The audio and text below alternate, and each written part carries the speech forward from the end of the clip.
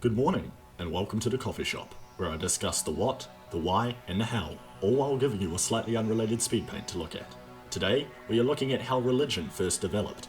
If you take a glance at the myriad of ethnic cultures around the world, you'll find that despite differences in language, traditions, and complexion, all groups are united by a degree of spirituality.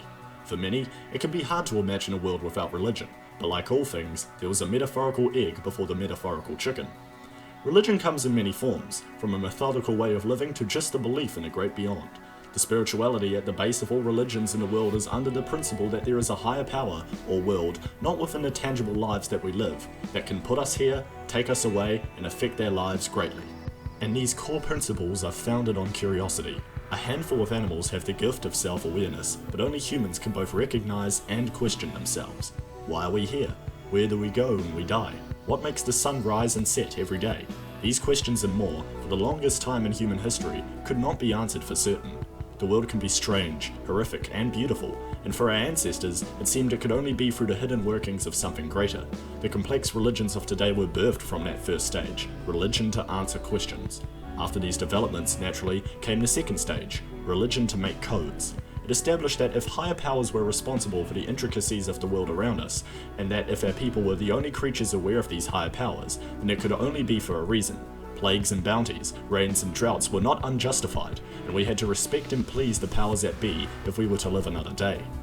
This second stage is where many of the religious traditions we see today began, from the care and management of land to sacrifices, artistic testaments, and prayer.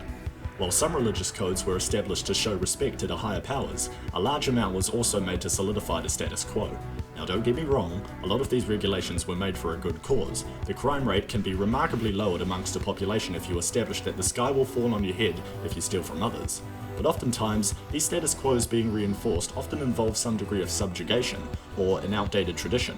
Once incorporated into religious code, it makes it official, and becomes very hard to change thereafter.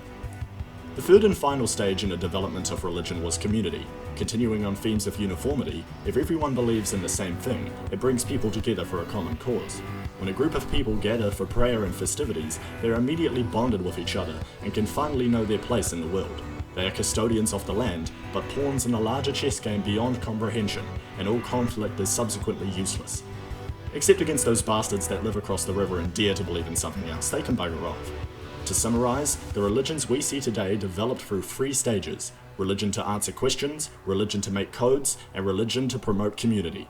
All because we humans got a little bit curious. Hope you learned a thing or two. Until next time.